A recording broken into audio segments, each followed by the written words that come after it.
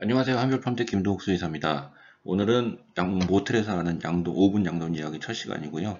이 모텔에서 하는 5분 양돈 이야기를 제가 하게 된 이유는 출장을 많이 다 보니까 모텔에서 자야 되는 날들이 많고, 그래서 모텔에 누워서 TV나 보고 영화나 보고 빈둥빈둥 하기에는 시간이 좀 아깝다는 생각이 들고 해서 짧은 동영상을 만들어서 여러분들과 돼지와 관련된 돼지의 생산성을 높일 수 있는 그런 방법들을 함께 나눌 수 있는 시간을 가졌으면 좋겠다는 생각이 들어서, 이렇게 동영상을 촬영을 하게 되었습니다. 5분이라는 시간이 제약이 되어 있기 때문에 물론 제가 스스로 제안을 건 겁니다만 빨리빨리 넘어가도록 할게요.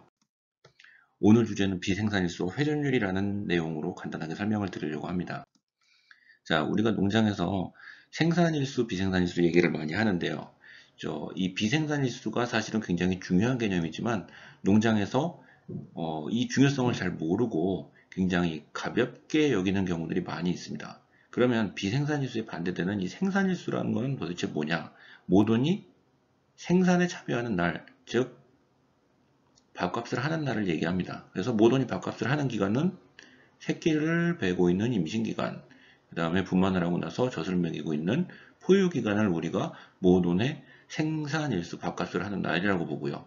그러면 비생산일수는 우리가 흔히 꽁밥을 먹고 있는 기간이라고 얘기를 할 수 있습니다. 그래서 대표적인 꽁밥을 먹는 기간이 첫 번째로 교배가 들어가고 21일째 재발이 온 경우, 요 모도는 21일간 꽁밥을 먹은, 즉 비생산일수가 21일이 늘어나게 되고요. 그 다음에 교배를 하고 재발은 안 왔는데 24일쯤에 진단을 했더니 뻥이 났어요. 그래서 다음 발정이 올 때까지, 예를 들어서 공태가 되고 나서 다시 5일이 있다가 발정이 왔다라고 한다면, 요 모든 같은 경우에는 24일에 5일을 더해서 29일에 비생산일수가 발생이 되게 된 거고요. 그 다음에 모돈이 교배를 했고 진단도 오케이가 됐는데 70일경에 유산을 했다. 그러면은 요 모돈 역시 유산을 하고 다시 이제 발정이 와서 교배가 들어갈 때까지의 기간을 포함해서 최소한 70일 이상의 비생산일수가 발생하게 되는 거고요.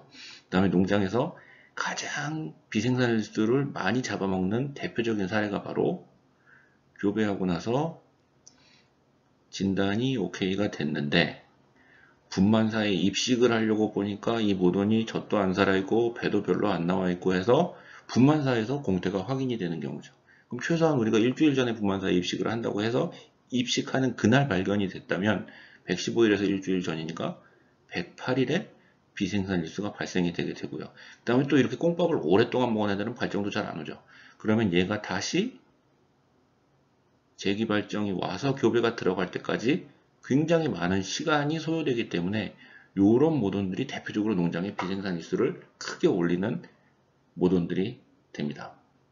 자, 그러면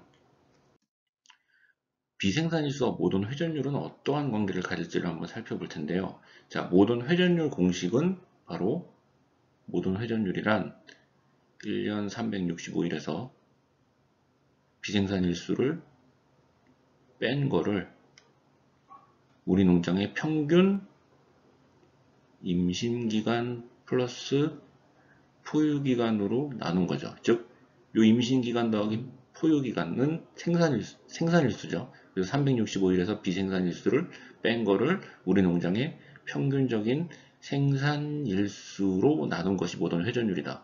자, 그러면 한번 가정을 해볼게요. 365일에서 우리 농장의 모든 평균 비생산일수가 40일이다. 그 다음에 우리 농장의 평균 임신기간은 115일이고 평균 포유기간은 25일이다 라고 하면 이 농장의 회전율을 계산을 하면 어떻게 될까요? 제가 암산을 해야 되니까 시간이 좀 걸립니다. 자, 암산 들어갈게요. 암산을 해야 되는데, 자, 사실은 휴대폰에서 계산기를 찾고 있습니다. 자, 안 나오나? 자, 365일에서 42를 빼면 325일이고요. 이거를 39일로 나누면 우리 농장의 모든 회전율은 2.34 정도가 되는 거죠. 자, 그러면 우리 농장에서 모든 회전율을 올려야 좋잖아요. PSY라는 게 모든 회전율 곱하기 평균 이유도수죠. 그러면 PSY가 올라가려면 평균 이유도수가 올라가거나 또는 회전율이 올라가거나 하면 PSY가 올라갈 텐데, 회전율을 올리려고 한다면 우리가 여기서 할 수 있는 부분은 뭐가 있을까요? 365일이 1년의 날짜고 이건 우리가 건드릴 수 없는 부분이고요. 그 다음에 우리 농장의 평균 임신일수, 평균 임신일수를 줄일 수 있으면 좋지만 이게 많이 줄으면 조산이죠.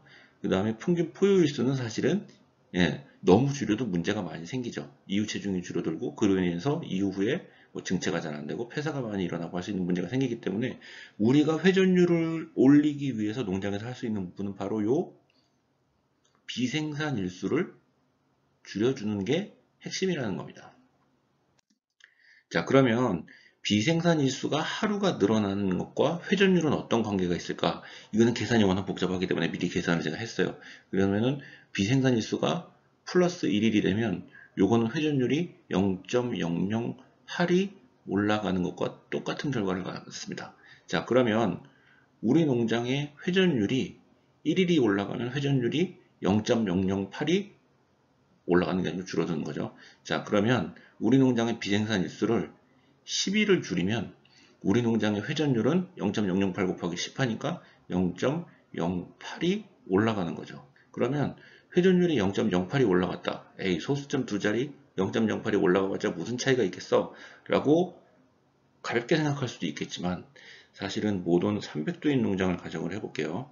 모돈 300도인 농장에서 회전율이 2.3인 농장과 회전율이 0.08이 줄어서 2.22인 농장을 비교를 해볼게요. 이거를 이 차이를 금액으로 한번 환산을 해볼게요. 자, 그러면 모돈 300도의 회전율이 2.3이라는 얘기는 이 농장이 분만을 평균적으로 한 마리가 2.3회 분만을 하니까 300도가 2.3회 분만을 하면 이 농장은 1년에 690회의 분만이 이루어지는 거고요. 반대로 2.22 회전율을 갖는 농장 같은 경우에는 1년에 666회의 분만을 갖게 됩니다. 즉 똑같이 모든 300도를 가지고 운영을 하지만 회전율이 0.08이 차이가 나면 분만 복수가 1년에 24복이 차이가 나는 거죠. 자, 그러면 24복 차이? 별거 아닐까요? 자, 24복이 10마리씩 이유를 했다고 치고요. 그 다음에 이후 후에 출하까지 5% 폐사가 난다고 해서 95%가 살아남았어요. 그 다음에 얘네들이 출하 체중이 115kg에 지급률이 70%라고 하고 평균 돈가를 4,000원이라고 계산을 하면 24에 10을 곱하고 0.95를 곱하고 115를 곱하고 0.7을 곱하고 4,000원을 곱하면 매출이 7,340만원 정도 됩니다.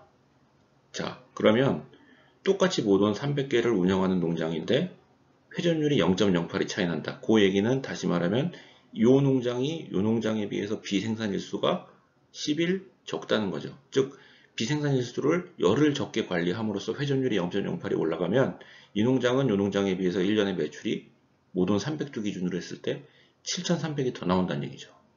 자, 요런 거를 봤을 때 이 7,300이 사실은 우스운 금액입니까? 아니죠. 7,300을 더 버느냐 못 버느냐는 회전율을 회전율을 올리느냐, 즉 비생산일수를 줄이느냐에 달려 있다는 걸 여러분들이 꼭 기억을 해주셨으면 합니다. 그래서 오늘의 결론은